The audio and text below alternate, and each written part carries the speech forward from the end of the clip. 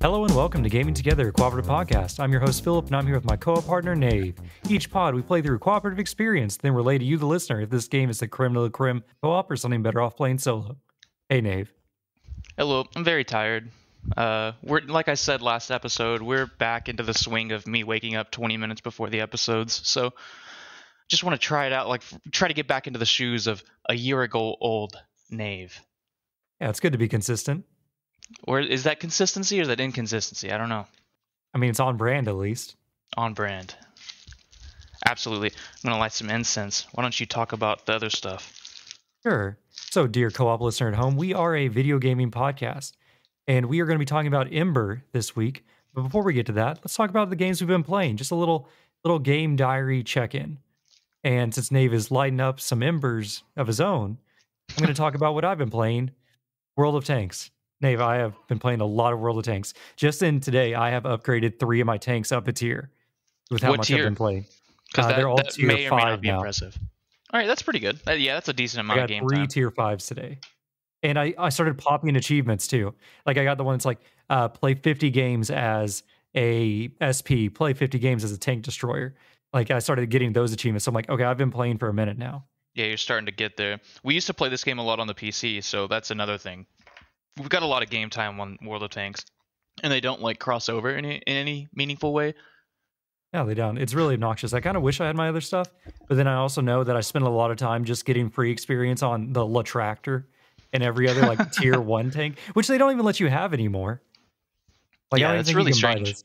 They just cut out the middleman. I mean, which is nice because it's just like 20 minutes of wasted time, to be honest. It's a real you know what I clown mean? fiesta because it's nothing but tier 1s, which is only light tanks that go 12 miles an hour. And they cost like $20, and so everyone's like, "Woo!" just fucking running into the middle of the map. It's not like playing in your tier 9 and you lose like 7 hours worth of money if you just go in there and die instantly. Well, there was like a meta to it though, still, because like with the Latractor, the turret was higher up, so most of the tanks were small anyways. They were like car size, so any like low hanging like the waist high barriers of Gears of War, the Latractor could shoot over them. Compared to most of, I don't even know the names of the other like tier 1 tanks, but they could not clear a lot of them. And a lot of the maps have like little sniper hidey holes where it's like a ramp in a burned out building that your tank can drive up and shoot out of a window because The heads are special. yeah, they're like, that's perfect. Too bad all the tier 1 tanks, the barrel is too low, so it can't clear the gap except for the Latractor. And of course, like, there's no mechanics inside of these shitty tanks, so it's like you can't even aim down a little bit. Well, that's it. Yeah, you can't aim down. Like, you can only go left or right. There's no like up or down with these tanks. It's so funny too when you see these like tier 8 tanks that have like a 18-wheeler trailer sized gun, and then they aim down a little bit, and it looks like the goofiest fucking thing. All right, so there's that, and me and you played a little bit of Multiverse, and I've just been playing that on the side. Like since I don't know, this last week, I've been strapped to my life as a service games pretty much, where I just log into ESO, I get my dailies. I log into World of Tanks, I get my dailies, and I play some tanks. I log into Multiverse, and I do my little daily challenges for the Battle Pass. I think I'm getting like hooked on these Battle Pass style games. Yeah, that's what they're designed to do. They're designed to do exactly what's happening to you right now. And I You look need at to break out of the cycle. Yakuza 0, and I'm like, maybe I'll play some Yakuza 0. And I play for like one cutscene. I don't even get to gameplay. I'm just like continue watching the cutscene I was watching before I like logged out. And I'm like, oh, that's nice. That's enough for today. It's like I'm not unlocking an emote right now. Yeah, what am I playing for? I could be getting Pajama Finn right now, but I'm not. And then I'm never going to get Pajama Finn in the future. It gets worse too because like we're talking about what games we're going to play in the future, and I've been compiling my own like side list, and I looked at Smite because Smite is adding a bunch of like Nickelodeon characters and stuff like that. And I'm like, they added Slipknot before, and I was like, am I gonna play? We're about to play some Smite, but I'm like, no, that game is like 50 gigs, and I'd be logging in and do my dailies every day. It'd be just another chore. Dude, speaking of large games, I've been playing Forza Horizon 5. I've been doing the Hot Wheels DLC, and it is so fun. But that game is like 110 gigs. It's insanity. It had those HD cars. Oh yeah, it's all the high res textures. All my friends came over last night to drink a little bit and play Magic, but they watched me play Forza while they ate. And it was like they were like, "This is the most insane game I've ever seen. I didn't know games could look like this." And then I showed them how big the game was, and they were like, "Oh, okay, never mind. I was gonna download this, but fuck that." But it's also like, man, the Hot Wheels DLC. If you're into like Rush from like the The early band? 2000s, no, well, yes, that as well. But if you're into the Rush racing game, like the arcade racer, wow, the Hot Wheels DLC is amazing. Like, there's no exploding cars or anything, but you are legit like going 200 miles an hour on this little rubber track that's like a mile above the ground, and then it goes into a 90-degree angle, like perpendicular to the ground, and you are just racing with people. It is insanity. Doing loop-de-loops and stuff. There are tracks that turn into ice or water or magnets, and then there are like those boosters like that are in Hot Wheels, the little boosters that Yeah. launch your car out. There are a bunch of those. Man, it is so fun. I've been playing it, and of course you've got all of like the different paints and decals and stuff that you can put on your cars and upload up to the fucking the cloud servers or whatever. And there are so many different awesome things, but every single car has anime girls as a decal, and that's one of the most popular ones. And so I'm like, all right, let's go check out to see what the anime girls are. And I'm like, which ones Is it the same they drawing, are. or does each one have like its own custom one? Oh, they're all completely unique. I have like 27 different cars with anime girls on them, and they're all unique anime girls. It's fucking hilarious. And then I go online and race, and I'm just like, these people have to race with me now. And if I win, I'm gonna be up there on the podium, and they have to look at me. But there are some really funny ones. Like almost every like off-road vehicle has like a Jurassic Park skin. Like people, it's always one of the first Yeah. things people do. But if there are like old school like muscle cars, a lot of them they'll be like a Crazy Taxi like skin. There's one that was just the. Do you know what Arizona iced tea is? Yeah. Like the teal with the pink flowers, and it was just that. It was Arizona iced tea on the car. Like there's some really awesome skins to race around with, and it makes it more fun to diversify, because the alternative is every car has their own rating, but it's like the A rating is like, I don't know, let's just guess the numbers, is like 800 to 700, right? And Yeah. so the higher you get up, the better the performance of your car. So why would you ever play a 750 if you have a 799, right? Why would you ever do that? Exactly. Well, just to goof around with these different cars and to see all the different decals and stuff. I mean, it's totally superficial, but also the game itself will it will like design the racers around you. So if you do purposefully not pick a 799, the game will make everyone around you be like 750 or whatever you picked. So the game is just designed immaculately, and it's so fun. And it's great for people like me who have tons of people on their friends list, because the game populates the computers with people on your friends list, and like just computers with their names. That's really Yeah, all it that's is. it. But like I'll see Macca's guides, or I'll see Philip driving around in there, and I'm just like, oh, I'm gonna fucking slam into you, man. I'm Yeah. gonna crash you off the fucking map. It's funny. Good stuff. All right. I also put in Solasta. Do you want to talk about that? Yeah. I'm sure we're gonna have a really long episode. I really want this to be an episode, and so I'm kind of just riding the wave now of like whatever happens at this point, because we've hit multiple roadblocks now, and it's to the point where we are always underprepared. No matter how prepared we feel we are always vastly under-equipped for almost every situation we end up in. And so it's almost to the point where if we decide to restart and just wipe our party, I'm almost okay with it. But yeah, the most recent one, do you want to talk about what we just recently got through doing? Because I don't even remember what we've talked about anymore. Okay, yeah. So it's a Dungeons and Dragons style game, like as far as the combat goes and kind of how the world works, all on dice rolls. And we are to a point where we're at like a Orange Scene is Smog point, where this is the hardest fight in the game. Just apparently that's it, because it is a vampire and her two lovely assistants, Bloodlord and Blood Woman. I don't even remember what their names are. Vankinker. Yeah, like so. The whole premise is we are going to collect a stone, because this is Solasta, Crown of the Magister, and we did it. We found the Crown of the Magister, and we were Roll like, credits. "Oh, yeah, finally!" It truly was a Shawshank Redemption, and we get that, and we're like, great. What's wrong with it? And they're like, hey, it's supposed to have like 5 gems on it. It has 1 gem, so we need to go out and find all the gems. And Nave is like, his character put on the fancy hat, and he's like, the Yeah. fancy hat is telling me to go 11 days into the desert, and I'm like, we only packed for like 5 days of food, so this is already Of a course, I bad never adventure. mentioned how far. It's like we need to go that way, and Philip's like, "Take us there." And as I start moving, we get about halfway there, and Philip is like, how far are we going now?" And Yeah, I'm like, really, really far. because in this game you can only heal outside of combat if by eating food. And that becomes a problem. At one point, we had a really hard roadblock. But back to this boss fight with the Vampire Lord. It is a single persuasion roll when you walk in the room where you're like, hey, I need to talk to your boss. And you roll persuasion on it, and she'll just be like, yeah, okay, go ahead. Or optionally, you can fail the roll. And Nave has like a +7 to No, it's persuasion. +9. Plus 9? +9. So he's rolling a 20-sided dice, and he just needs to clear like 14 or something like that. And so the like 2 times we've seen him roll it, he has goofed it each time. And then she's like, you know what? I'm just gonna kill you. And she proceeds to kill us. And we spent like, I think like 5 hours one day, a couple hours another Yeah. day, like so much time min-maxing this fight as best as we could. And it is just brutal the amount of control we do not have in this fight. You think like, oh, if it's hard, obviously you need to be prepared and have your arms and stuff like that. We don't have the team for it. I go online and look up a guy, and they're like, oh, he just casts Daylight spell and it does damage to him. And I'm like, great, we do not have anybody that can cast Daylight. Follow up, it turns out that is in the alpha version of the game. Daylight no longer causes damage to vampires. So instead, they're like, oh, you just need to run back through the doors. Well, turns out in an update, they realized people were just cheesing them by just running away.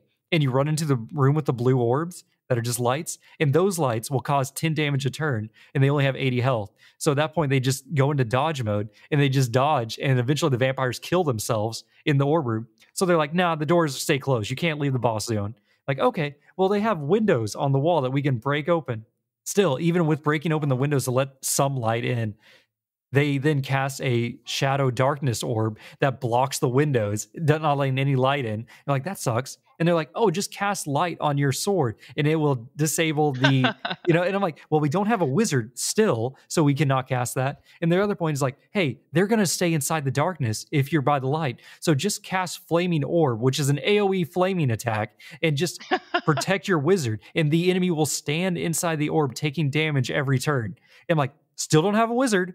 We are 2 warriors, a priest Cleric or something and like a that, rogue. a cleric and a rogue. Yeah, so it's like we have a healer and then 3 damage dealers, and we're kind of tanky. Like we don't have any. It just doesn't work. Also, I think they're resistant to normal weapons. We have 0 magic weapons, so we're doing half damage in each fight. It's just bad all around. We are at a terrible point, to the point where I'm just like, Nave, just please save scum, roll that persuasion check over and over again until she just says, all right, you can go ahead and just let us walk past.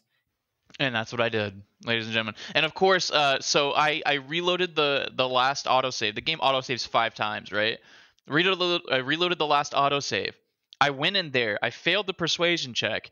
I didn't save the game, but as soon as you go into combat, it autosaves. So I was like, oh, it's probably just gonna autosave on like the last autosave that we did, right? Like the one furthest away from now. Well, no, it just nuked the autosave I was on. So it reset the autosave that was right before we walked into that room. So, which means I had to go back like 30 minutes to do an entire giant fight, of which Philip goofed up, and he was all by himself, and he got surrounded by 8 people. Which, by the way, I had to redo that fight like 2 or 3 times because I kept failing that persuasion attempt. I do not know why, even though I have +9 persuasion. But twice, like 2 out of the 3 times, I did way worse than the first time we did that fight. Like people were dying. I was wasting all the spell slots. But that's the thing. In the first one I did, it was like it was horrible. We were really beaten up. The second time I did really good. Went in there, failed the persuasion check. Oopsies. And then so the third time I was like, yeah, and didn't save. Of course I didn't, because I didn't exactly understand why we lost the autosave. But now I do. And so after that third fight, I was like, I don't care how this fight goes. I'm just going to go persuade that and hope to God that upstairs we don't have to fight another boss, because it's going to be bad.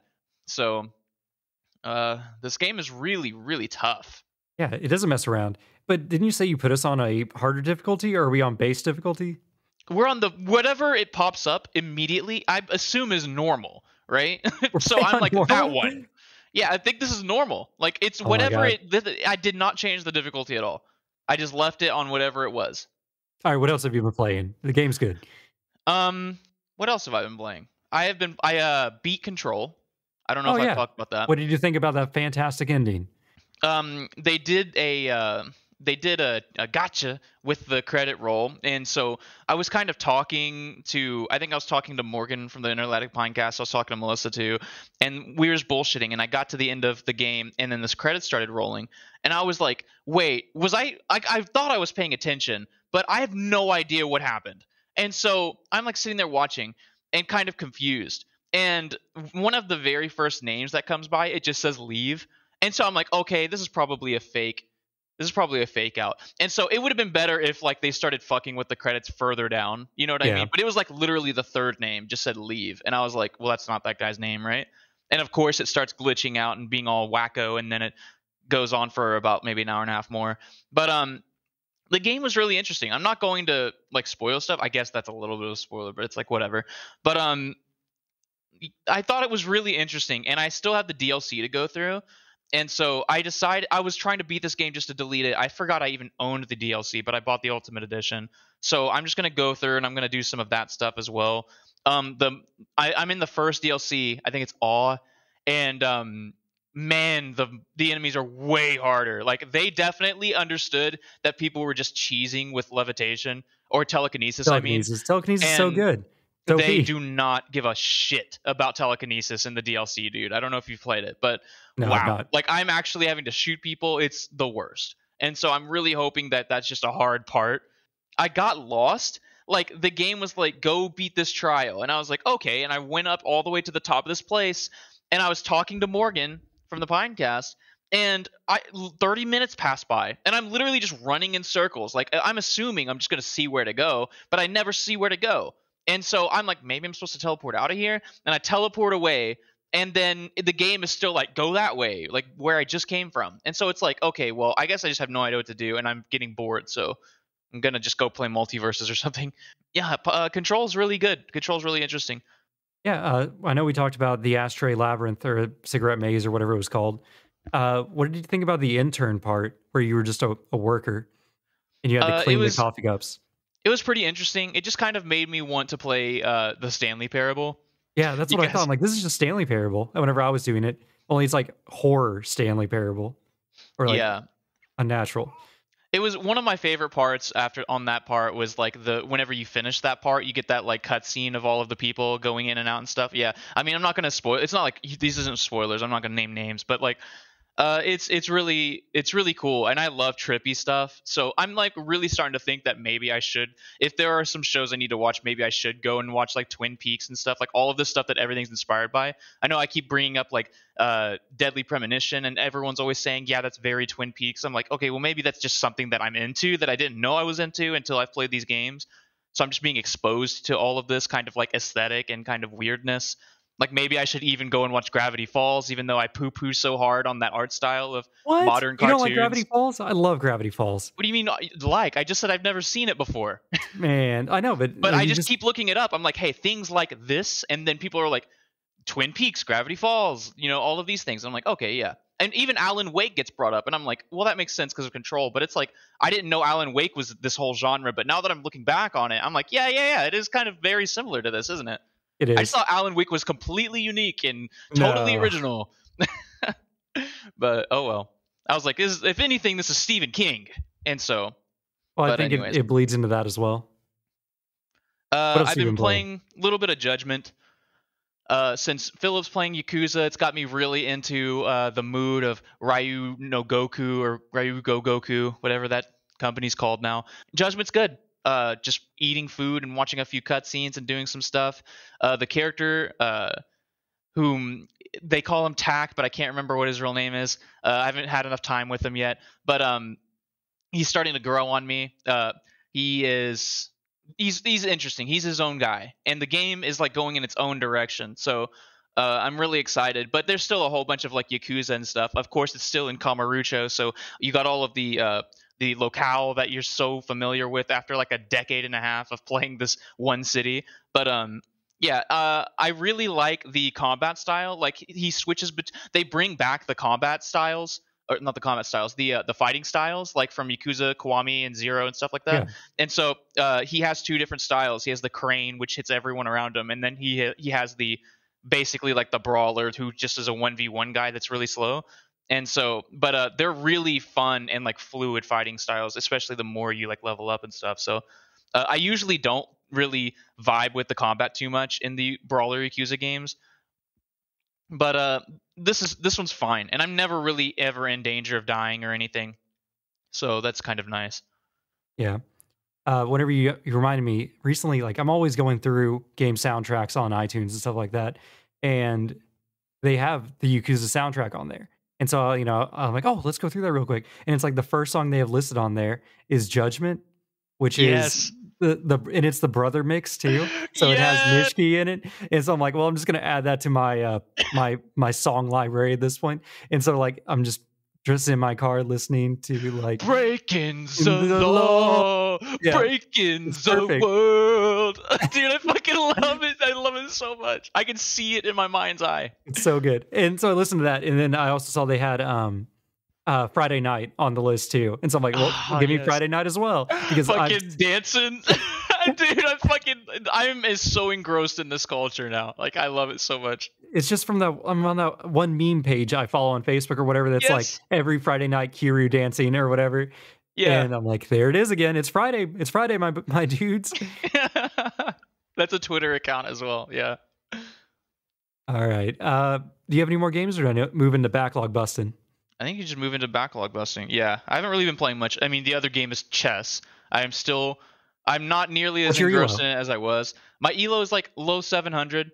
So I'm playing. So this is what will happen. I'll be playing the game and I'll be focusing on it, and then after like 5 or 6 like wins in a row, I'll start like watching a YouTube video or like distracting myself, and then I will start like making mistakes, and then as most people who play a lot of chess knows, once you make like one mistake, usually that's catastrophically just cascades into your entire structure failing. And so like once you just don't realize, like if you're not paying fully attention and you just move a pawn right into the way of a bishop, and there's nothing defending the pawn, and but it's because you were trying to pressure fucking queen side or something, and you're just like, oh no, you know what I mean? Like, Yeah. I hope he doesn't see that, and of course he sees it, because I'm sure like at least 10% of people on chess.com is cheating, which is better than. So I was playing chess on an Xbox app.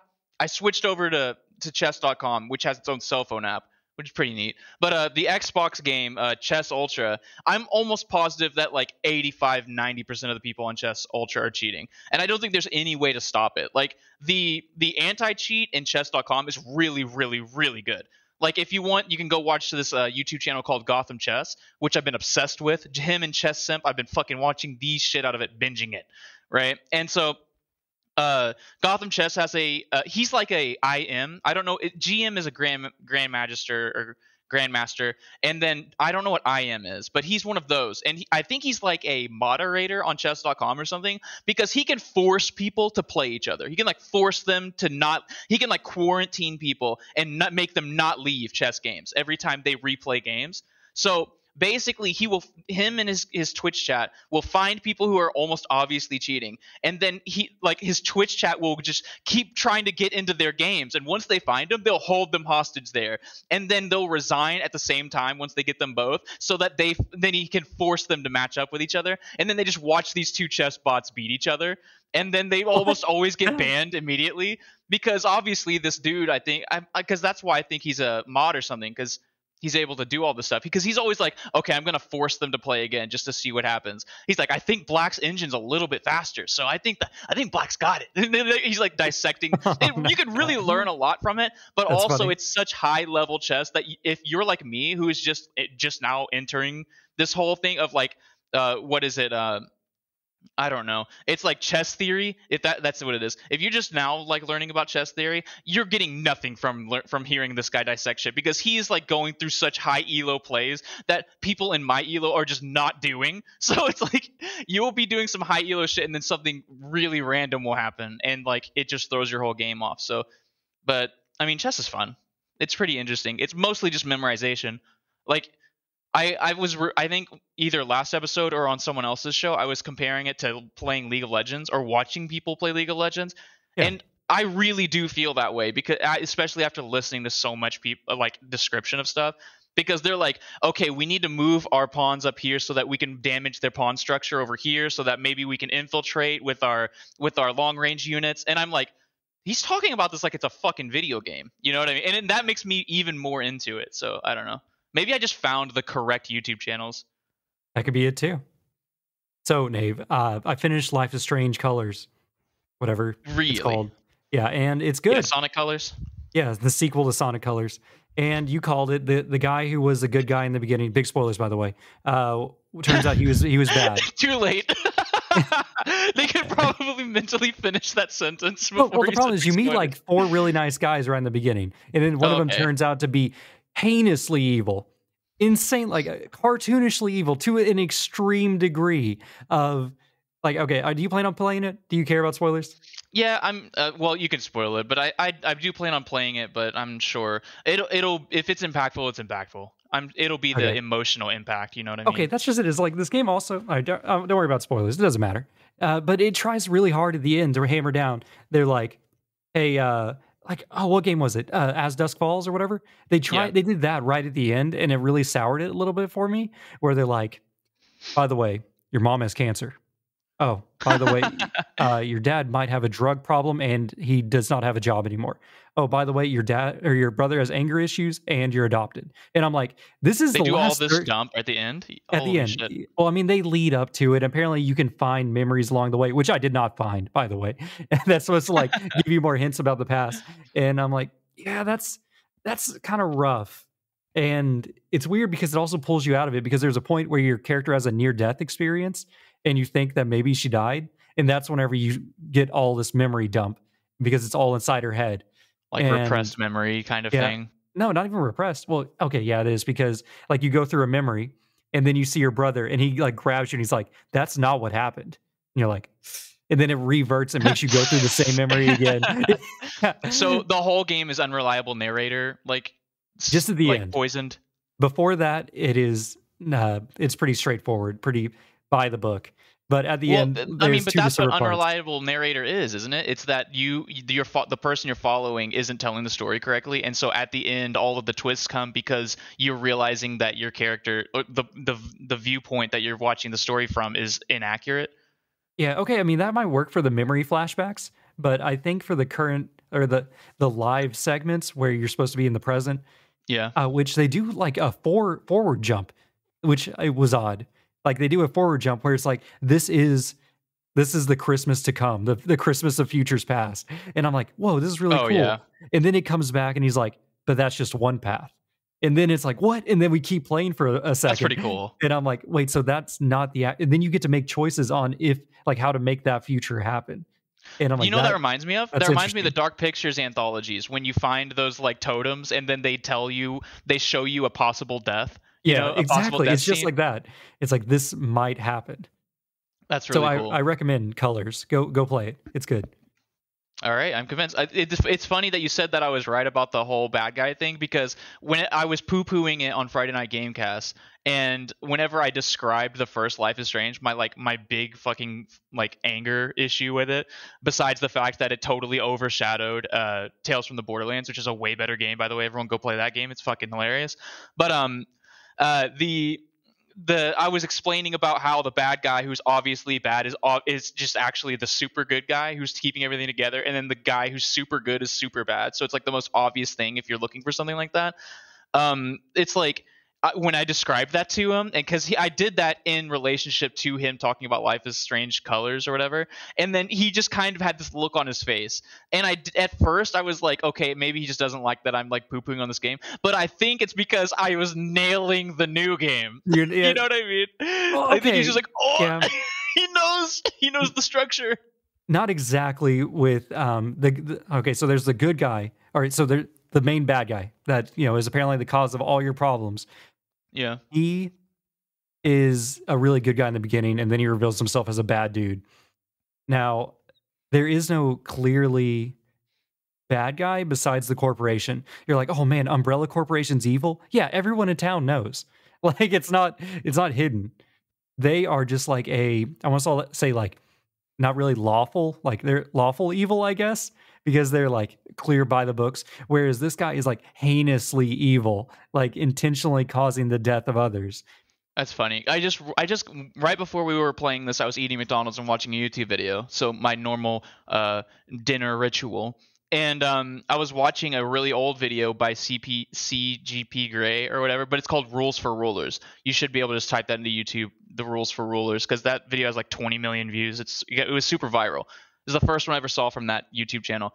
You should definitely go check it out. It's one of my favorites. And he was talking about like, why do leaders act so fucking stupid? Like, are they stupid or only stupid people becoming leaders, or is there something else acting on them? And then he goes through exactly what it means to be a ruler, like, or to have any kind of power in like multiple different variations of like configurations of structure of like of hierarchy, you know what I mean? Yeah. Like specifically he goes through like being like a dictatorship, and then he goes through a democracy. So he goes through like the two polar opposites on the sides of the spectrum, and then he weaves all of that in to everything. You know what I mean? He's like, this applies to this and this and this. If you're the Boy Scout leader, this applies to you. If you're the leader of the fucking homeowners association, this applies to you. All of this is the same. All of it. And he's just like, and it is such a good video. But every time I hear stuff like that, it's like, this corporation's clearly evil. It makes me really extra want to play the game, just so that I can look at it and go, what is moving them? What is moving the needle for this guy, like, or this company? Like, why are they doing the things that they're doing? And try to like analyze all of it. And that might make the whole House of Cards fall while I'm playing the game as well.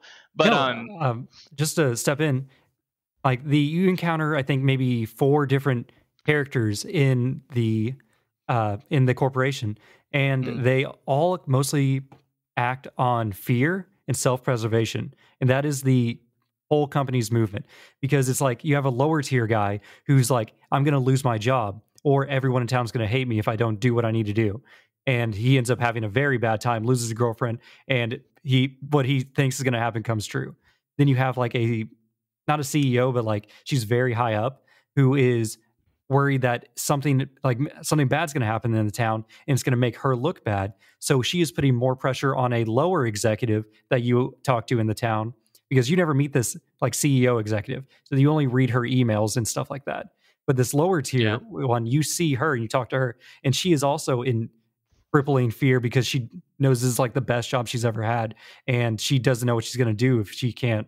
Basically, she has to like do all this bad stuff and get her hands dirty, even though she doesn't want to, but she's afraid to not do it.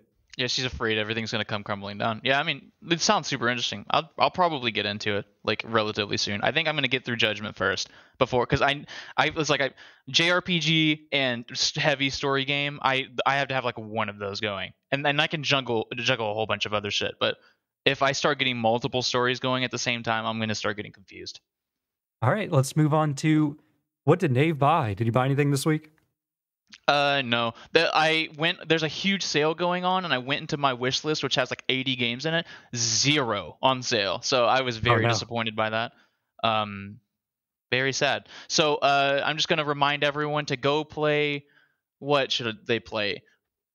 Fatum Batula. Go play that game. That game's like $4. Nice. Go look it up. So news/updates, Nave. I think adaptations are getting better on the movie/TV zone, because I don't know if remember we talked about old Neil Gaiman last week or the week before. Yeah. Well, his Sandman has just been adapted into a Netflix series, and I was really scared because I'm like, finally, I love Sandman. They finally made it into a series. Let's go watch it. I hope Netflix didn't poop the bed on this one. Yeah, they nailed it. That's it is the incredible. guy from the Metallica song, right? No, well, yeah. Is it that one? Yeah, he's that one in the bum bum bum bum, like Mr. Sandman, send me a dream. Oh, Like are that those the one. words?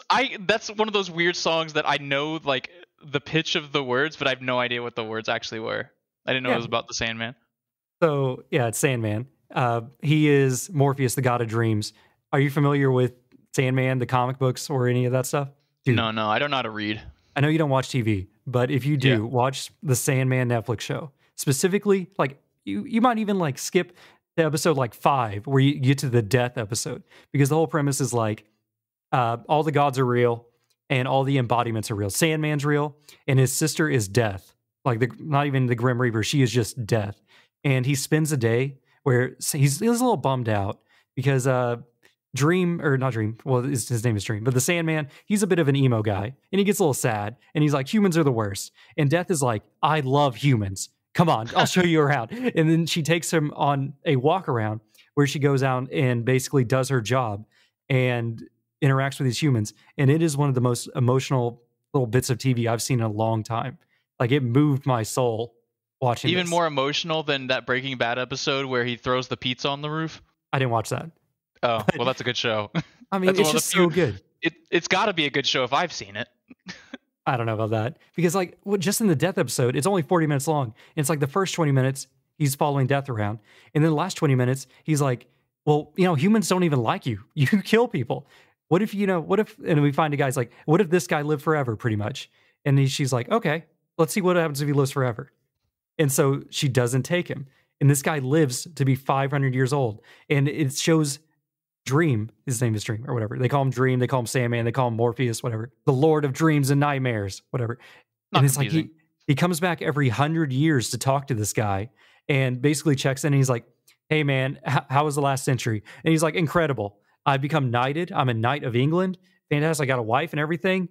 It's amazing." He's like, "Sweet." Comes back 100 years later. He's like, "I'm homeless. My son died in the war." And it's just like all of a sudden everything's like terrible. And then it's like he comes back next year and he comes back in and he's like, "You won't believe it. Business is back. I'm booming. I'm involved with the slave trade." And he's like, and that's like, that's not in that, like Morpheus is then like, we gave you a choice not to die and you are taking that choice from others. Maybe you should get a different business. And they have like an ethical discussion about that. I'm like, dang, this is a heavy episode. Like this is brutal. That reminds me, just a random meme that I saw. It was just some Reddit post, and it was like, how come every vampire in like nonfiction is like super wealthy and rich? And I was like, and then the top reply was like, if you've lived for 800 years and you're still poor, then maybe you should just walk into sunlight. It's really fucking funny. And I'm like, oh yeah, I guess that makes sense. Dude, it's You're exactly just like a failure vampire. Like, God. Well, no, it's like we see those vampires though. Those are like the ones that are like the blood cretins that are like the blood fiends running around in the darkness. Oh, vampire gank. Yeah. or not, what is it? Vein ganker. That's what I said. What else was I? Oh yeah, it reminds me, like you were like skip to like episode 5. That reminds, I've just started watching. I said just started probably like a month ago. I've been watching Always Sunny in Philadelphia, like one episode a month essentially. That's the rate I'm going. And because everyone's like, man, this is exactly your sense of humor. You're gonna fucking love it. These guys are the worst people that have ever existed, and so it's so funny the stupid shit that they get into. But skip forward until Danny DeVito's in the show, which is only like halfway through the first season, or maybe at the beginning of season 2. I don't know. But I just got through like the first episode of Danny DeVito, and I'm gonna say the first season's fine. I don't know if the show just gets way better like after Danny DeVito shows up, because it is very funny, Danny DeVito's character. But I love him. He's the trash man. He lives in the trash.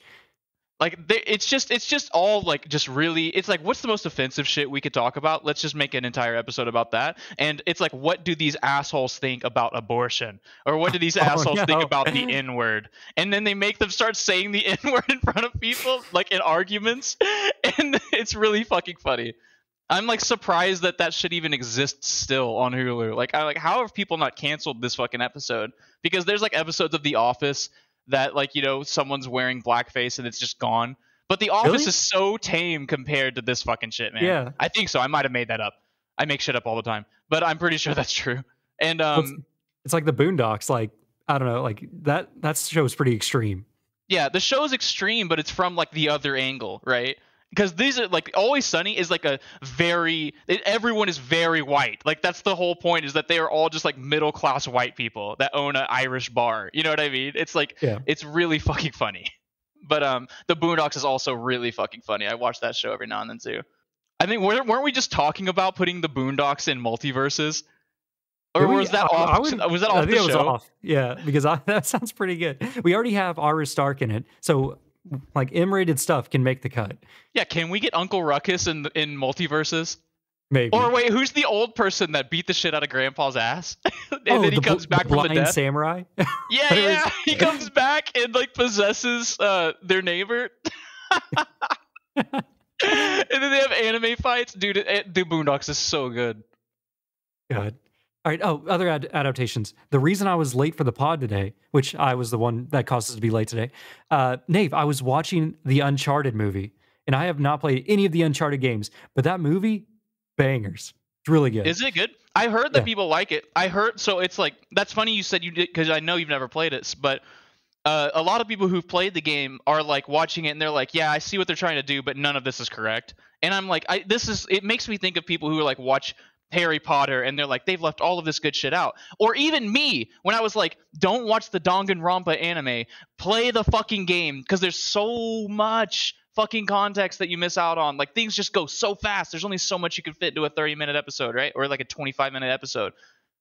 There's like stuff from Uncharted 2 that happens in the movie, and I'm like, but it's supposed to be like young Drake, and so it is a complete like reimagining of everything, which I think is fine. You know what I mean? If you're going to move mediums, you might as well reimagine the whole entire thing, which is why I'm not so angry about Halo TV show, even though it seems to be objectively bad. Seems like if you're into like the superhero movies or like the action blockbusters, anything with The Rock and Kevin Hart in it, if you're into any of that, you're going to like the Uncharted movie, which makes me want to. I wanted to go see it in theaters, but I just fucking forgot about it. So I do have to ask. This is spoilers for the Uncharted movie.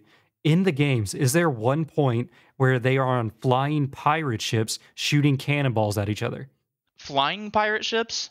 Yeah, like they have helicopters pick up pirate ships, are transporting them through the air over the ocean, and they are firing cannons at each other from the pirate ship. Man, this is going to expose me as a fake Uncharted fan. I don't remember this happening at all. I think it is. I think that's in Uncharted 2. Like, if I had to guess, that's where it would probably be. But because there's a scene I remember from the trailer where he's falling out of the back of a plane, and I'm assuming that's the same point in the movie, right? Where they're transporting the ships.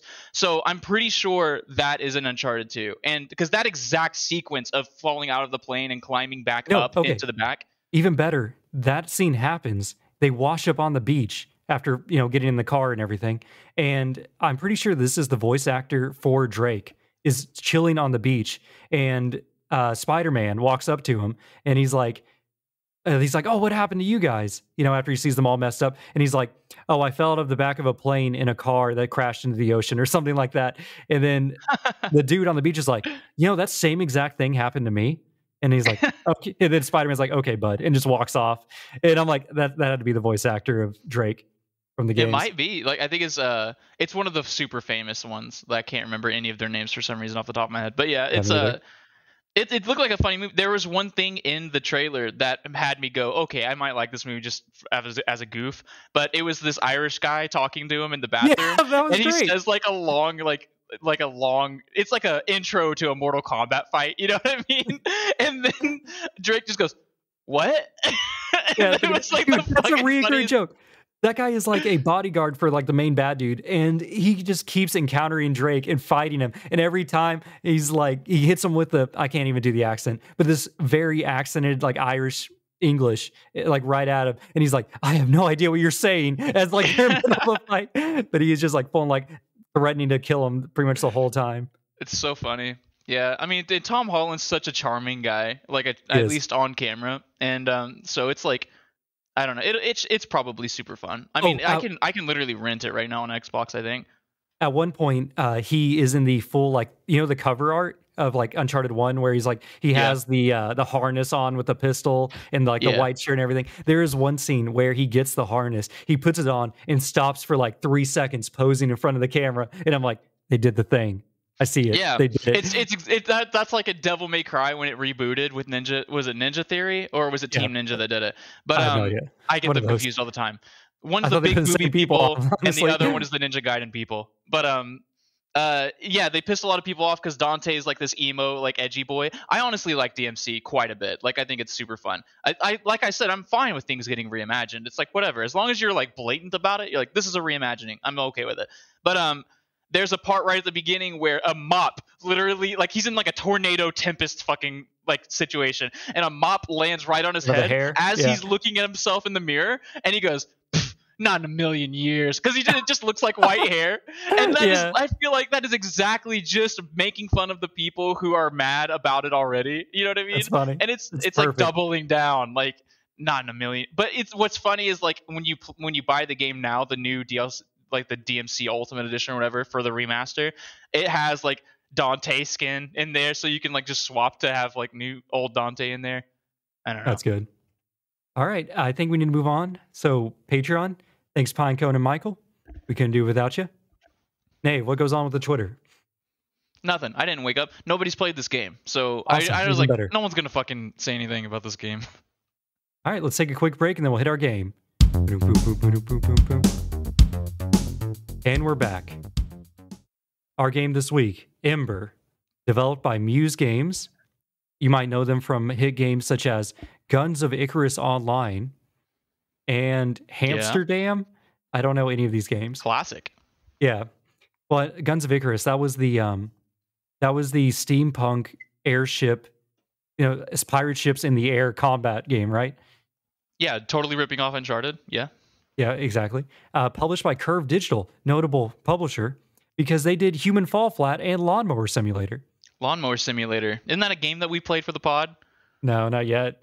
Maybe one day. Oh, it's actually free on Epic Store like 3 weeks ago. So if you have access to time travel, you can pick up Lawnmower Simulator. This game came out May 2020, and from the Windows Store. Team up with friends to become the most uber firefighters money can buy. Rush into burning buildings filled with dangerous hazards, valuables, and top-of-the-line security systems. Fight fires, save lives, salvage goods, and make life-changing money. Buy high-tech tools with advanced upgrades and fresh outfits that unlock new ways to play. Microsoft Store. New ways to play. So, just right up the top, we spent a lot of time before getting to this game talking about just random malarkey, because I don't know if we're going to have that much to say about this game, because we did not finish it. We put quite a chunk of hours into this game, maybe tens of hours, and we only made it through the first 2 worlds. We were on the 3rd world, and we just had none of the places unlocked, and me and Nave just completely lost all flame and steam, all that stuff. We could not bring ourselves to play this game anymore. He's taking a little bit of the heat, no pun intended. He's taking a little bit of the heat off of me by saying me and him decided we had no more steam left in the tank. But it was mostly me. If you listen to the last week's episode, you probably heard our little charade or what is it, escapade with Embr, and that is where we left it off. We never played any more of it. We just decided enough's enough. But we do have a little bit to say about this game, so. Gonna be there was some fruit to be picked from this burning tree. In case you didn't catch the last episode, the premise of the game is you are familiar with the apps such as Uber, DoorDash type of stuff. It's like there's an app for everything these days.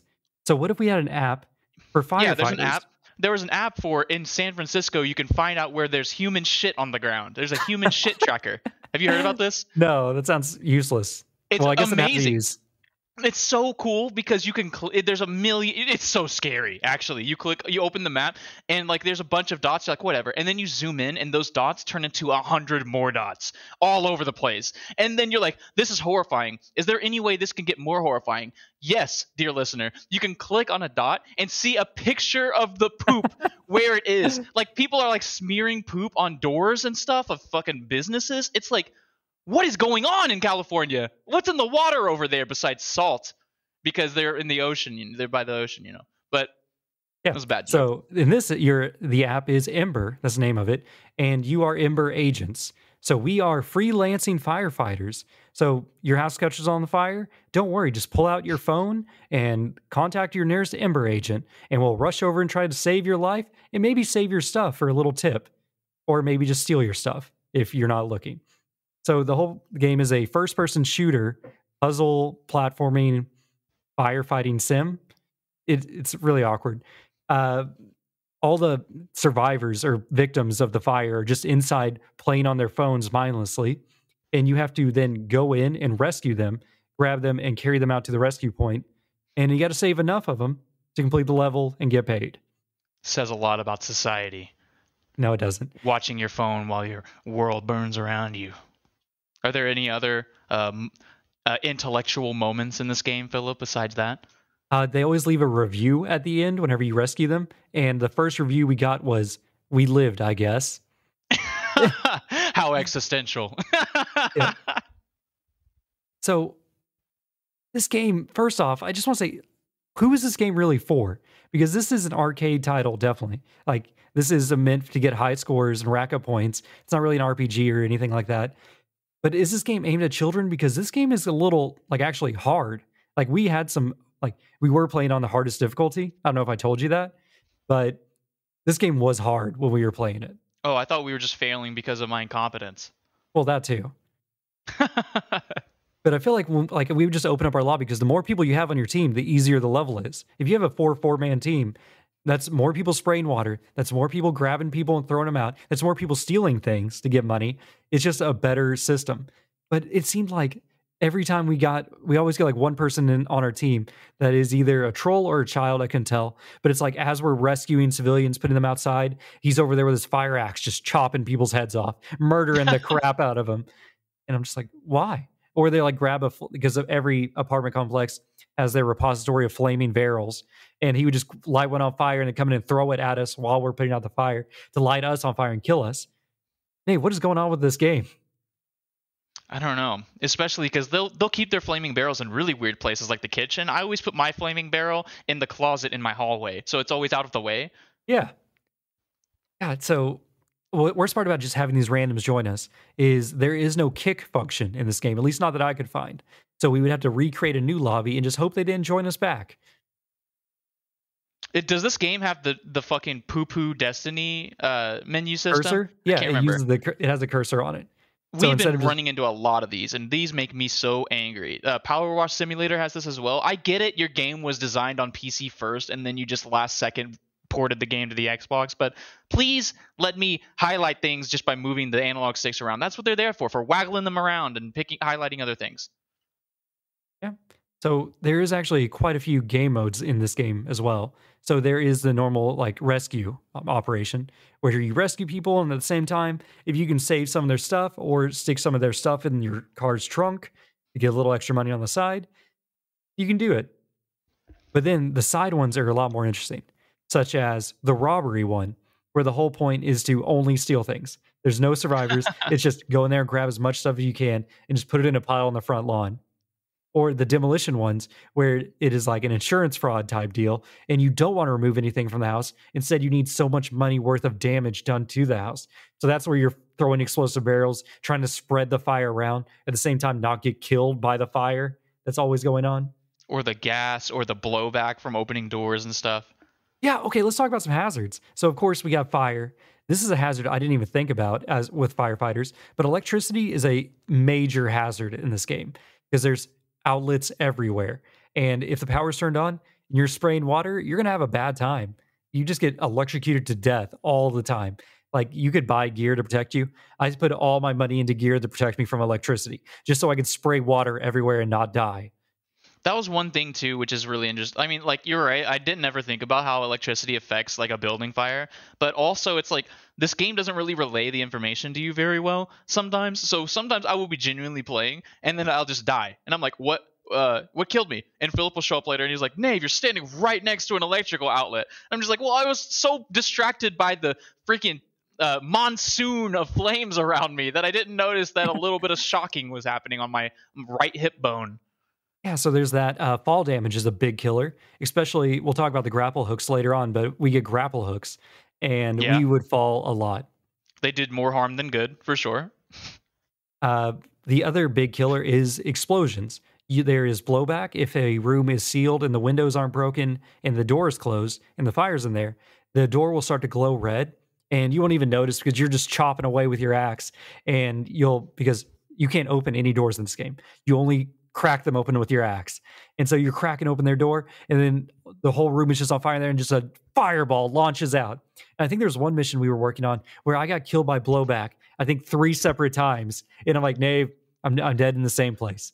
I thought I could dodge the blowback this time. You know, it's really funny that you mentioned that, like the one's opening the doors. I actually have a little bit of information on this that you just unlocked from my brain. Oh, tell me more. I was Fire listening safety. to a podcast about 9/11, and they were talking about how this? well, it has nothing to do with 9/11, but Okay. it was about 9/11. That's a fun fact. But they were talking about how whenever you do go into a burning building, the structural integrity of the building is causing everything to shift around, so that like if the building is like parts of it are getting damaged, walls are like crumbling and stuff. Clearly, the building has to shift in order to keep like maintain the structural integrity, right? So the entire house is designed as if that isn't happening. So that's why doors can open and close normally. But if the building shifts even a little bit, this happens in like earthquakes and stuff too. This can cause all of the doors to become like misaligned and not open in their door frames. I see what you're talking about. So firefighters are always like knocking doors down because of that. Because like they just assume, like I guess they just assume that all doors are just going to stop working if the fire's bad enough. That's pretty interesting, actually. That's more. But okay, so there's that, and then the final mechanic is security systems, which is interesting because you're like, hey man, I need to put out this fire, but I don't have the key to your door, so your door's locked, and you just happen to have an axe-proof door. Very unfortunate. Or they have like bars on the outside of their windows or something like that where you can't climb through the windows. That caused a lot of people to die in my experience. Of like, yeah, your security turns your house into a prison. Yeah, like we can't get in. All right, so let's start talking about some of the key features we use to rescue people. Of course, I do want to talk about like the fire is so much more intense than I was giving it credit for. It's scary. Like, you will be in a different part of the house. Like you'll run through the living room, and as you're coming back, everything's destroyed around you. And then you turn around, and fire's creeping behind you, and you have a survivor on your shoulder. This is what I imagine the inside of a hot pocket is like whenever like you had just got done cooking it in the microwave. But it is just like deadly molten magma everywhere around you, everywhere you see, and it's horrible, especially whenever you accidentally electrocute yourself and then your friend has to come get you. Like, I mean, there were so many moments where like I would grapple hook into somewhere and then I would get trapped by fire, and desperately trying to save myself, I run out of water, because you can run out of water in this game. And then I'm just on the ground like, Phillip, save me, Phillip. And Philip's like, where are you? And I'm like, I don't know. There's fire everywhere. Yeah, the fire is very dangerous, as it turns out. And there are parts where like ceiling beams and stuff like that will fall down, blocking exits. So you have to like crawl under them. It's pretty brutal. That's what I'm saying. Like, this is supposed to be an arcade kind of party title, but it is like brutally demanding when you play it. And when people die, they just turn into skeletons. So your first item they give you is just your generic spray hose, which is just like you have like a water pack and you can just spray water all around. And it's pretty good. Puts out fires, but it also spreads electricity. Not so good. Not much to say about that. It puts water on the floor, if that comes up for later, because the electricity can travel through water on the floor. Which can be used for puzzle solving too, which I guess we can talk about later too. Next up, you have a fire extinguisher, which does the same thing as the hose, but without water. So if the room is full of, electricity, you can spray the fire extinguisher around. It also puts out gas fires, or not gas, oil fires, or grease fires. That's it. If there's a grease fire, you can use the fire extinguisher, because if you use the water, it just makes it explode and catches the whole room on fire more.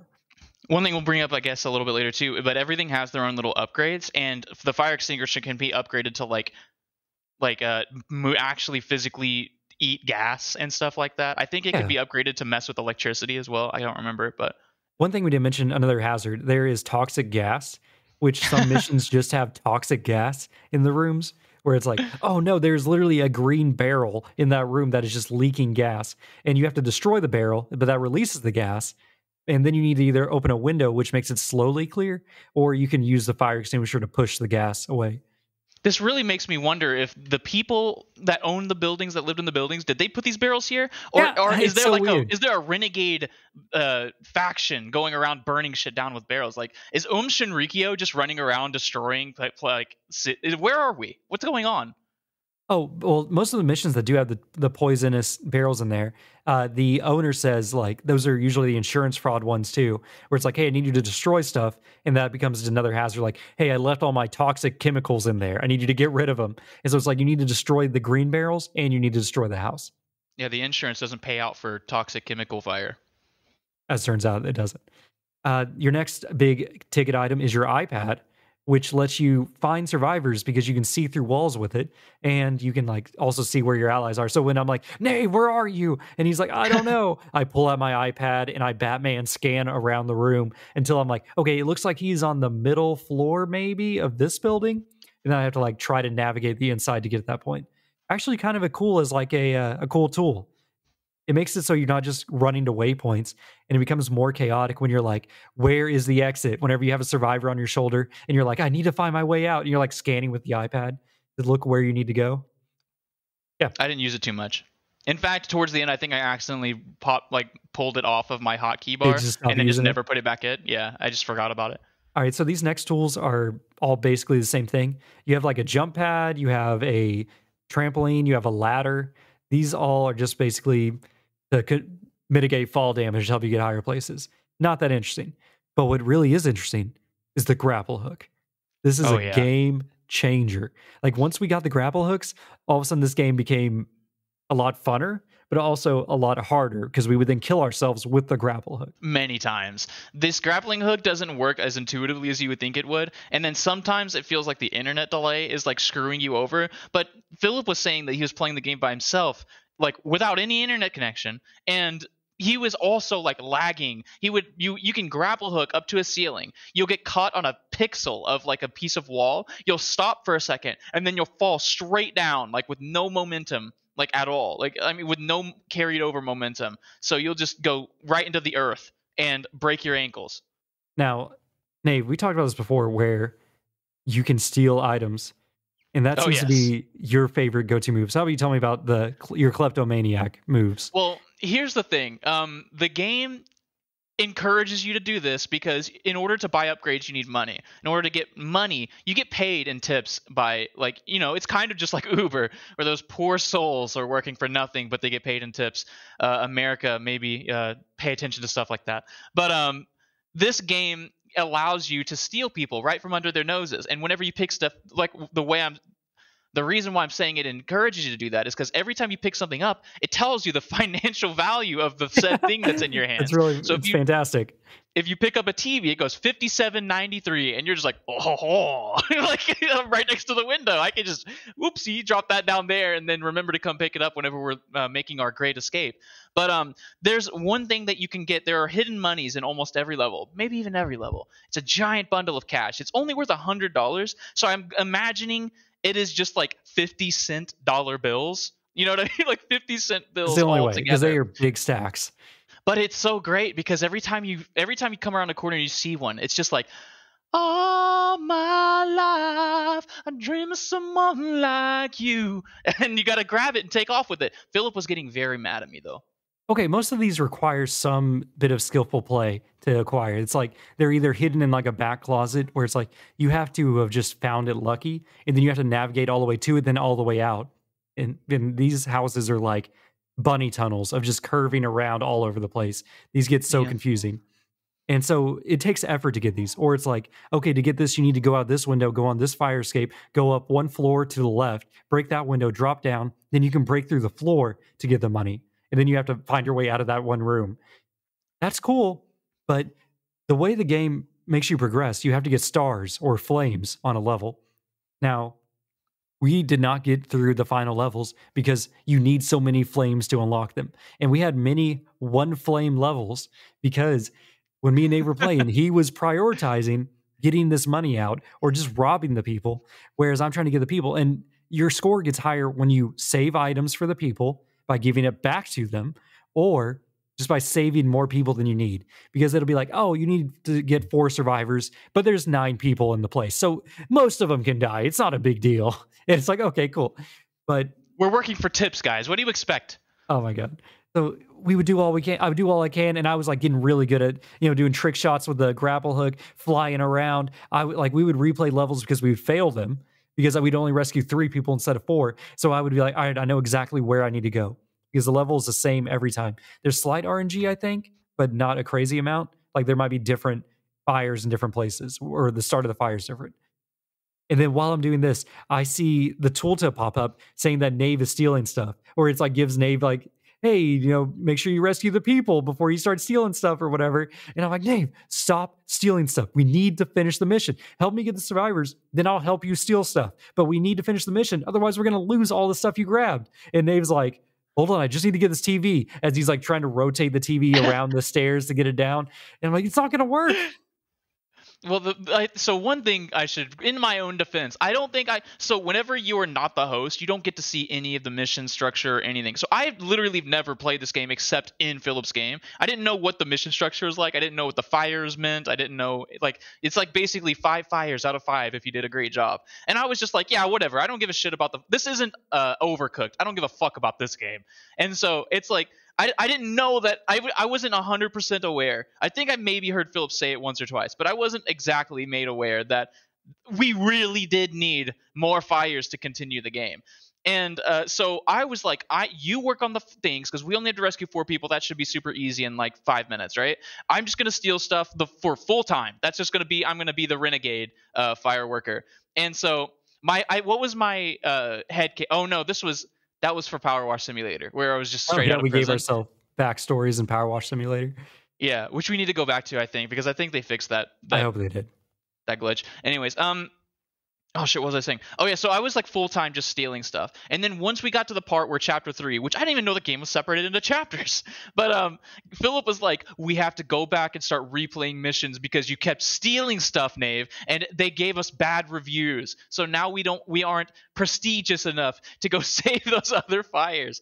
And I'm just like, it broke me because I was already like an hour and a half into just not wanting to play this game anymore. By this time, we were already playing Solasta, and I have had that on the mind. This Solasta game, while not nearly to the extent of Elden Ring, but in comparison to the games we've been playing, this Solasta game has been absorbing my fucking thought processes. And I think it's been doing it a little bit to Philip too, because he'll just randomly text me at 2 p.m. while I'm at work and go, hey, Nave, maybe you should just go and like solo that one place, or reload and save scum, because the problem is you could save scum in this game and get new dice rolls. It's not in Solasta, but it's not like XCOM where it remembers. But if you're connected to people online, then you have to wait for everyone to load back in with you, and it's very annoying. But you can do it really fast on the solo thing.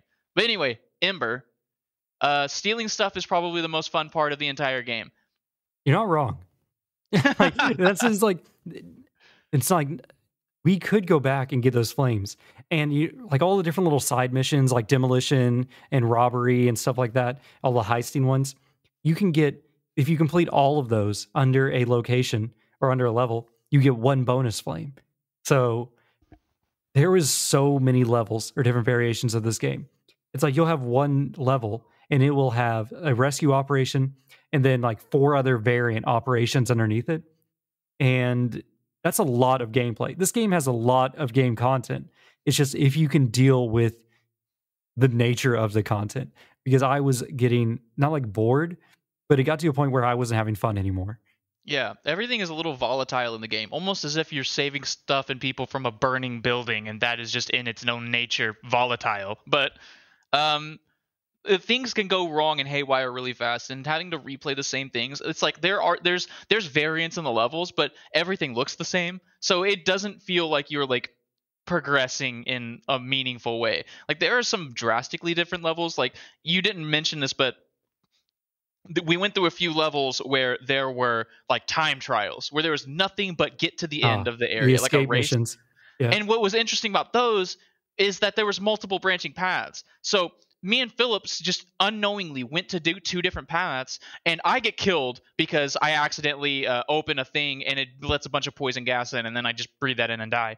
And then Philip is like, where are you? And I'm like, I'm by the poison gas. Philip's like, what poison gas? And he has to backtrack all the way to the intro and then go all the way down my path to go save me. Meanwhile, he's just like, he's seeing all the puzzles I solved, and he's like, what the hell? Look at all this shit. Like, look at all this shit I never saw. And I'm like, look, Nate, we're not doing this. Follow me down my path. And we backtrack to the beginning again and then go down my branch. And you're like, what is all this stuff? As you like see all the puzzles I solved to get to there. Like it is like those movies or not movies, those levels are kind of interesting. And then there's also these boss levels where one let's see, which one was it? Oh, there's one where you had to fight like Canadian a guy. Canadian syrup dealer who was throwing explosive barrels and boxes at us. And the whole premise was you had to have a gravity gun fight where you had to catch the objects in the air and throw it back to him. Or whenever the electricity turned on, you had to spray water on him so he gets electrocuted. It was really obnoxious. I hated that. We need to pay our firefighters more if this is what they're going through on a daily basis. They gotta fight rogue Canadian syrup dealer agents.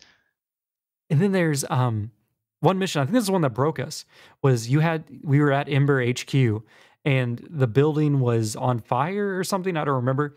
And so we landed on the roof in a helicopter. We had to get the CEO out, but since the building was also going down, we had to destroy certain documents downstairs that they wanted us to get rid of.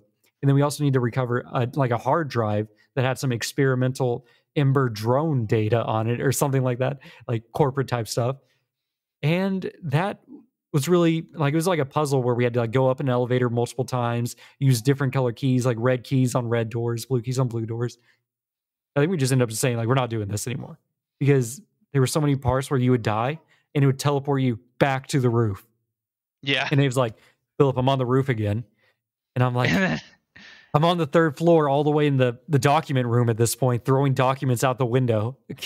I guess. And there was one time where me and Philip were doing a puzzle that involved like putting buttons on doors, and then suddenly I hear, Nave, I don't know what the hell you just did, but you locked me in this room. And I turn around and I'm locked in the room I'm into, and I'm just like, and I've got like a survivor on my shoulder, and I'm just like, well, there's a face scanner in here, and I face scan, and it opens the other door, and I'm just like, oh, well, Philip, you're on your own, buddy. And I just go and continue the mission, which there are multiple. You said that I kept dying. It's because there are multiple windows, and you can break in this game. It is like encouraging you to break windows and exit through those windows and go and fuck around outside, like on the outside of the building. Well, every time I saw a window, I was like, surely there's something out there. And so I bust open the window. I take one step into the fucking like ledge that's out there. Yeah. I would fall straight down like instantly through the windowsill and die and spawn on the roof. In which case, where Philip would go, Nave, we just need to beat this level. We just need to beat this level now. And I'm just like, I didn't know. Like, I'm assuming there's something out there. Like, why would they keep putting all these windows everywhere? And the very last time that we played, again, I was in that same area. I had the survivor on my shoulder. I bust open the window and I go, I wonder, and I throw the survivor out the window, and we instantly fail the mission. And then we go play Solasta. Yeah, I think that kind of sums it up pretty good. Like, what's wrong with this game? Because I know we had fun playing it on some parts, but in my heart, I am not going to play this game again, like ever. Yeah, I mean, as much as we try here on Gaming Together to find meaning in every video game we play, some games they just don't have enough meaning to keep us wrapped up in it for the entirety of the game. Like, I could imagine me playing this as a kid with no other games to play and finishing it, but I mean, I also completed like GoldenEye as a kid, and I don't know if you've played GoldenEye on the N64 controller, but it's unplayable. Like, I don't know how people did it. On mouse and keyboard, it's pretty fun. Like, Turok is playable on the Nintendo 64 controller, but it's like, I don't know what's going on with GoldenEye. I might just get canceled for that, but whatever. Do you have more me points? Because that is pretty much like the full breadth of what I wrote down. I mean, we mentioned the upgrades, but I mean, it's just everything gets a little bit more upgradey. Like the grappling hook in particular, you can like grapple hook farther and grapple hook people to you or grapple hook stuff to you, which I got the stuff to me thing so that I could grab money from hazardous spots and then like escape with it so Philip could yell at me a little bit more. But it was funny because there's this one mission in particular where the money was like in electrocuted area. And there's this big complicated puzzle you have to do, and I just go grapple hook, and I grab it, and I turn around, and then we're in this big open lobby, and I just see Philip with a hostage, just Miles Morales fucking web slinging around, just trying to save this guy desperately because he knows I'm not doing anything productive. And then I'm just like, just leave through the, like I'm the green gobbo, and I'm just fucking leaving with the money. So not today, Spider-Man. Oh god. You know, with this game, the only thing I can really compare it to, like if you think about like what this game genre really is or what it is, it feels like Overcooked, but I enjoyed Overcooked a lot more. Like this game doesn't feel as tightly tuned as Overcooked is. Overcooked is like, if you want to get the 3 gold stars, you are going to make it probably barely. You're going to barely make it. It's going to be really tight. This, it's like, hey, you want to do well in this level? Maybe you're going to barely make it. Maybe you will. Because like sometimes we just like beat the levels and we get like 5 stars. And I'm like, I don't know what we did different, but we did it. Like that was easy. In other ones, it's like 1 star, 1 star. I'm like, oh, I don't know what we're doing wrong at this point. It seems so strange for such a, I don't know, like simple game concept with so many cool features with like the electricity and like you have all these things to almost make it more realistic in this arcadey game, but it just doesn't feel fun to play. Yeah, Overcooked is a lot more tight. This game is a little bit. I mean, it does suffer from having that weird first-person view, where like, oh, it's almost always it's easier and more productive to make a third-person game than a first-person game. I feel like it's so much easier to become disoriented in the first-person view. Like Melissa specifically was just watching us play this game, and she gets kind of nauseous when she plays like games with a lot of motion going on. She gets motion sickness, and so she was watching us play, and she's like, I can't even watch this game because it's so disorienting. There's so much movement happening all the time, and so that kind of brings that to my attention. Like I think maybe it adds to the sloppiness of the game. Meanwhile, you're over in Overcooked and everything is a little floaty, but it's floaty in a dumb, goofy way to just make it a little like it's not like egregiously floaty. You know what I mean? Like sometimes you'll slide off, but in this game, you will often fail something. You will often throw something and it just bounces off of an invisible like wall, or like you'll take a step forward where there's clearly a floor and you'll fall straight down. Like there's a lot of goofy shit that can happen with this, and I think that contributes to the frustration a lot. I do want to say like this makes it what it probably like, I don't know, I've never been in a fire, but whenever you are surrounded by flames and you're out of water, this does give you a sense of panic when you're like, oh my god, this is the end. Yeah, I've made a grave mistake. Like there was this one time where they have like what is a horizontal pillar like a rafter or something? I don't know. A rafter? I think so. I think you're right. And like there are these like multiple story areas, and a rafter would like fall down in front of you or behind you, and sometimes on top of you. And so it's like there was this time where we were doing a mission in a basement, and we were trying to get everything out of the house. I don't know if we're saving it or stealing it. I can't remember. But we're moving these boxes that are like $50 each out of the building, and then Philip runs through the doorway, the only entrance and exit, and then a rafter falls in between me and Philip, and I'm holding a box just going like I don't know how I'm gonna make it outside of the door now. Like what do I do? And so I jumped on this burning rafter and then crawled burning to death out. I'm like, would I be able to do this in real life? No. Like, probably not. I would just be like, oh, I guess I'm dead, and I'll just meditate like I'm a Buddhist. All right. Any more meat points? Nah. All right. Let's put this to bed. Let's take a break. Boom, boom, boom, boom, boom, boom. And we're back. Embr, a game about fighting fires just to get paid. Since I tend to take the first go on this, I will once again take the first go. This game is fantastic for the first 30 minutes. Then after that, you need to uninstall it because it doesn't get better than that first 30 minutes of playthrough. There's like a mandatory tutorial, which was really obnoxious, but I get that it's probably required for you to learn that electricity can kill you. Otherwise, you're going to be even more confused than we were when electricity still continued to kill us later on in the game. As it turns out, spraying water and electricity will kill you. I just want to say this game is probably fun if you had maybe a full 4-man team and you guys were like just here to get high scores and trying really hard for those arcadey points.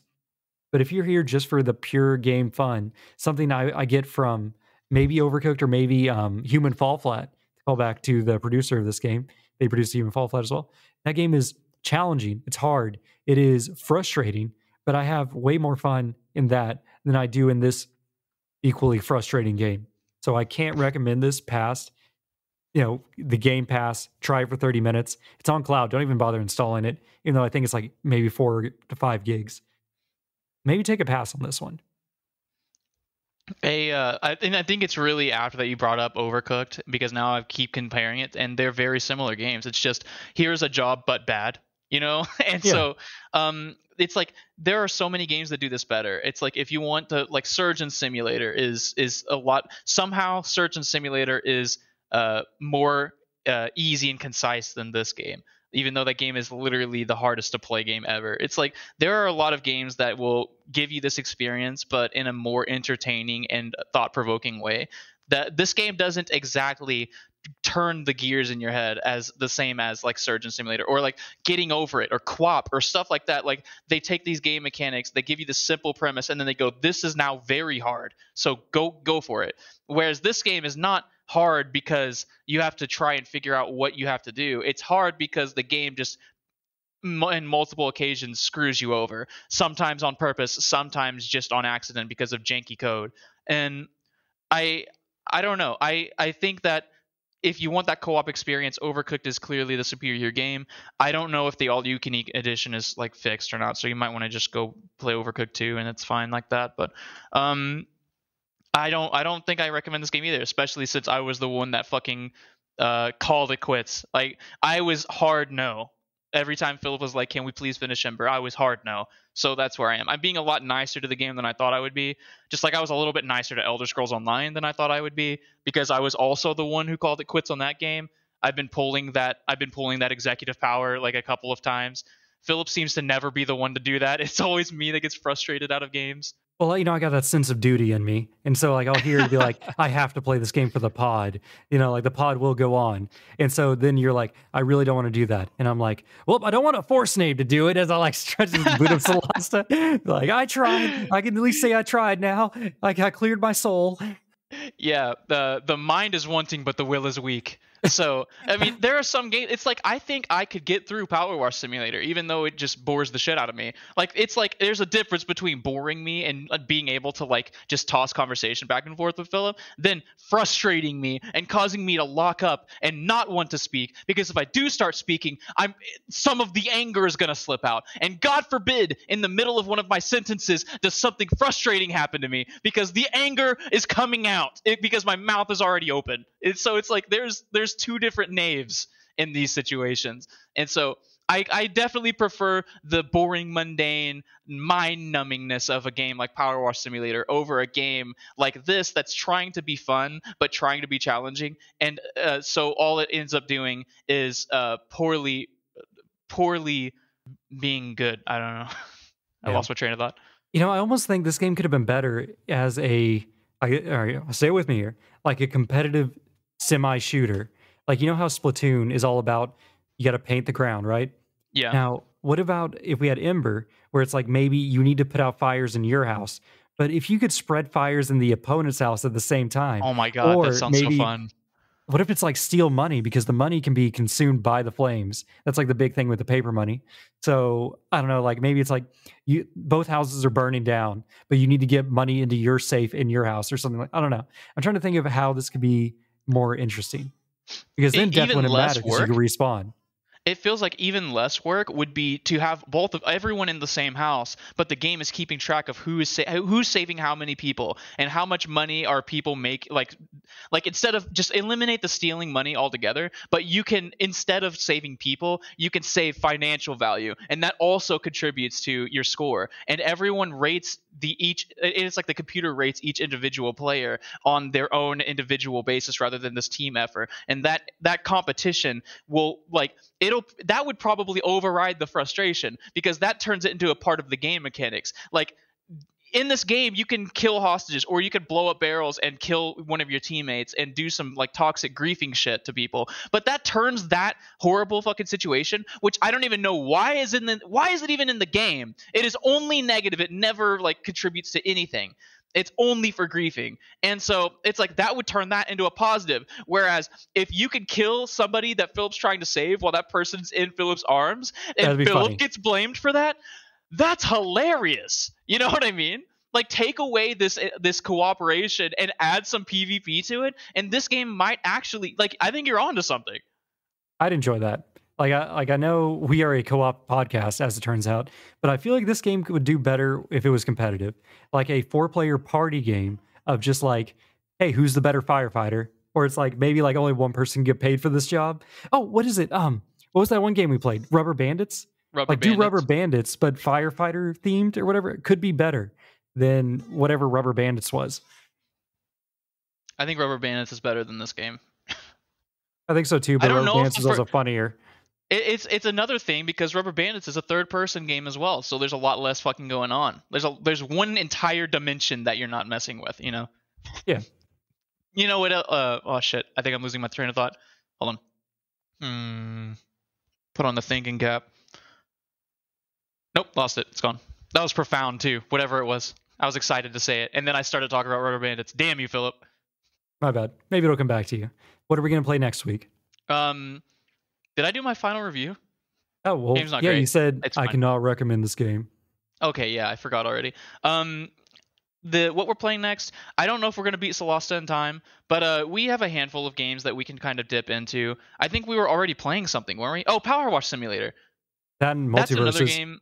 Multiverses as well, yeah. So I would probably try to put Power Wash Simulator first, and because that is another game that we don't particularly need to beat. Multiverses has no ending, but we can just get more and more experience. And so far, my experience is very negative. So it's like I'm not having a lot of fun. Oh man, I want to get into that so bad, but we've already been at the end of the pod. Did you see the Video Game Donkey video on it? No, I didn't. He made a video, and he opened my eyes because he has the exact same complaint that I had. Only it makes more sense because I was always complaining. I was like, why the fuck do my attacks not... I will attack first, and as I'm about to make contact with somebody, someone else will attack, and I'll get hit through. And Video Game Donkey's talking about, this game has some of the worst hitboxes I've ever seen in a game like this. And I'm like, is that why? I'm like, I'm expecting to like hit somebody, but it's like my hitbox is goofy.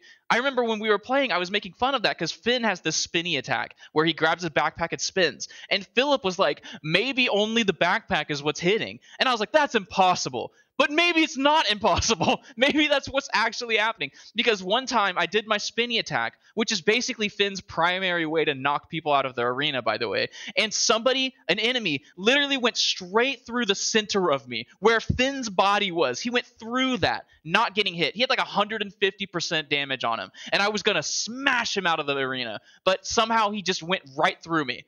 Without a dodge or anything, just fucking, and I was like so tilted about it, even though we were winning. I was like, I can't understand why this game won't just do what I expect it to do. Now it is still in beta, and one thing that gets me is I am so used to Smash Bros. And one day, Nave, you were talking about how you were thinking the dodging doesn't matter. The dodge has a wind up that I've come to notice that instead of it's like in Smash Bros. The dodge is like split second. You press it, you're dodging, doing an air dodge. In this one, you get 2 air dodges, but you have to do you need to be dodging for like half a second before you go into dodge mode. You have to preemptively dodge by a lot in this game.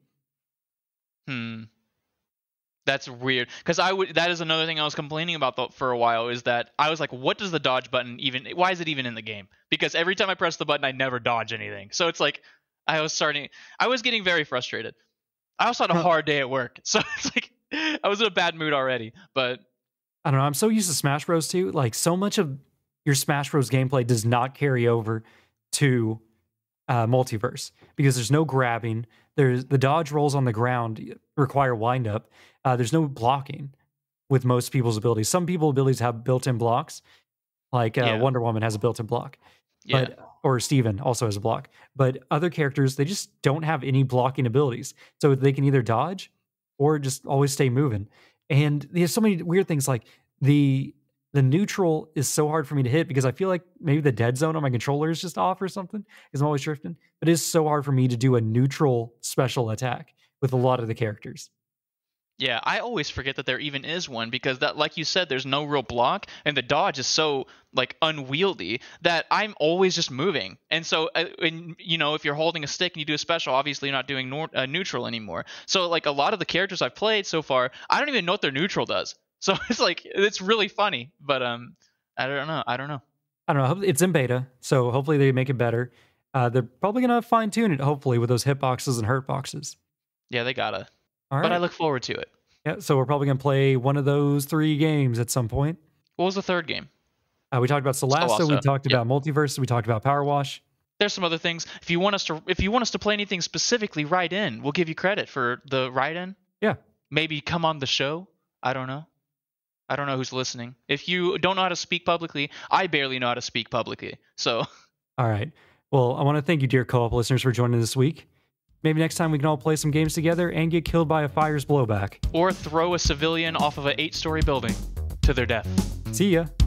Bye-bye. We didn't even talk about the civilians getting killed by throwing them down. The many wasted the civilians.